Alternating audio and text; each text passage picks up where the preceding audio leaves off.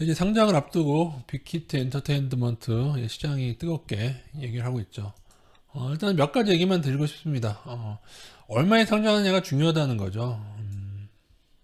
그러니까 아무리 좋은 것이라고 하더라도, 물건이라고 아무리 좋은 것이라고 하더라도 그것을 1억에 내놓는지 100억에 내놓는지 그걸 따져봐야 된다는 말씀이고요.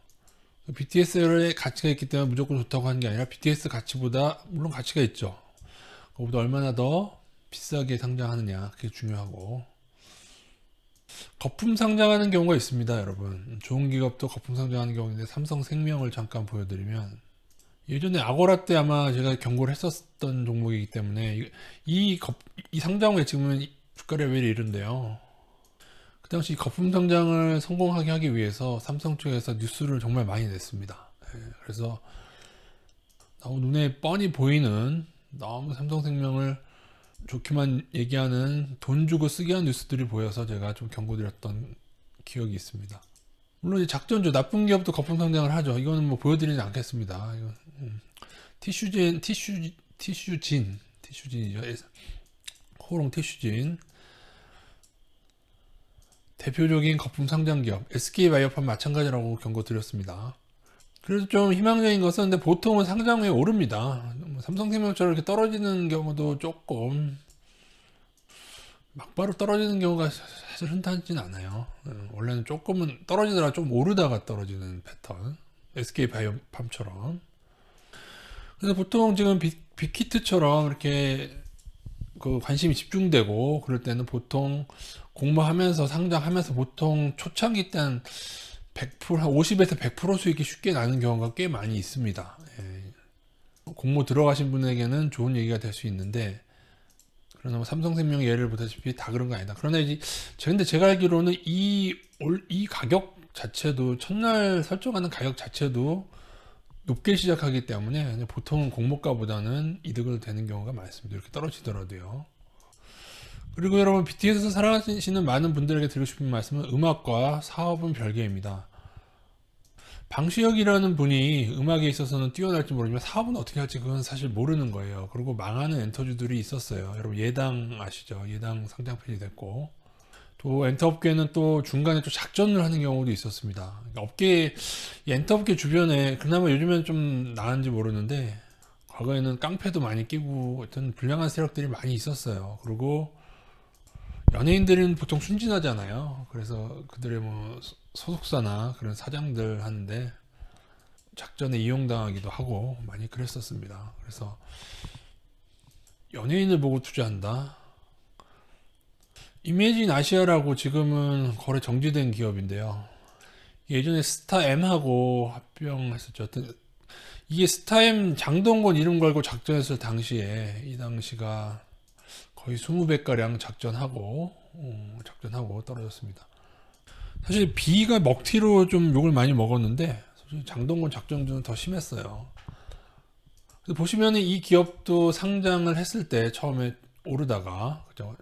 한 번 오르든 두 번 오르든 간에 처음 대비해 좀 많이 오르다가 그 다음에 긴 내리막을 하고 그 이후에 작전을 하지만, 아주 이거는 상당히 오랜 기간입니다, 여러분. 몇 년 후, 꽤 오랜 기간이 흘러서 19년이고 거의 한 6년 후에부터 작전해서, 작전 기간은 한 2, 3년 되고, 결국 지금은 이 상장 폐지를 논하고 있죠. 지금 상장 폐지를 논하고 있습니다.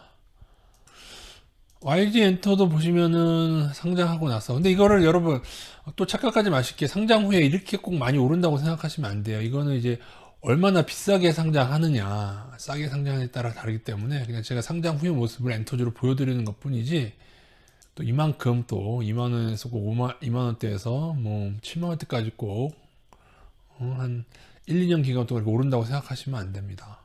다 케이스 바이 케이스예요. 근데 YG 엔터는 초기에 상장하고 나서 올랐고요. 근데 계속 좀 고평가였었고, 그 다음에 떨어진 다음에 지금 최근 들어서, 올해 들어서 이렇게 올랐는데, 제가 볼 때 적정 가격이 이 정도가 적정 가격인데 지금도 조금, 차라리 SM 같은 경우가 조금 좀 바른, 어떻게 보면은 좋은 모습일 수가 있습니다. 초창기에 상장하고 뭐 크게 변동 없었고 일정 시기가 돼서 이렇게 발전하는 모습.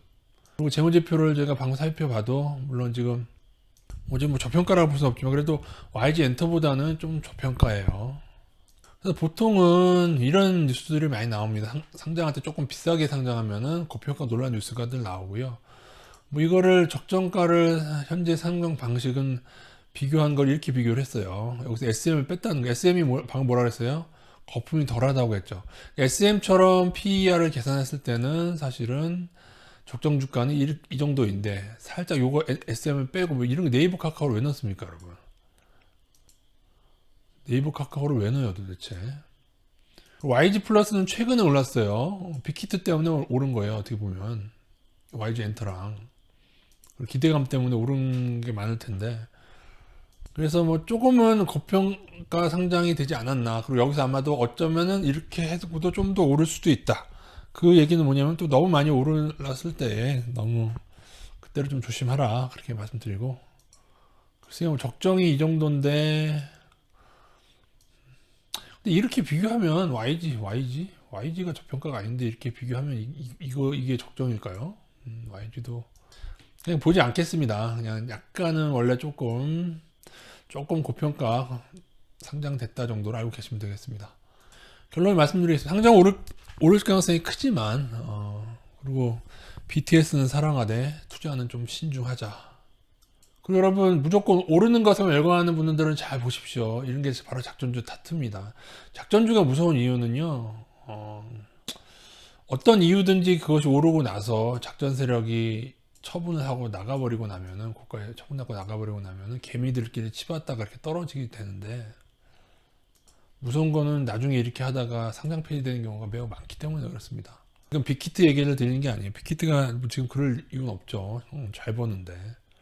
그래서 아마도 뭐 장동건이나 뭐 그런 좋은 배우들을 보고 투자했던 사람들, 장투한 사람은 지금 상장 폐지를 논의하고 있다. 이 의미를 잘 들으십시오. 특히 제약주와 비교해야 됩니다. 제약주들 여러분 조심하십시오. 이런 변동성이 작전인지 모르고 달려들었다가 지금 나스닥 기술 주체하시는 분들도 잘 눈에 보십시오.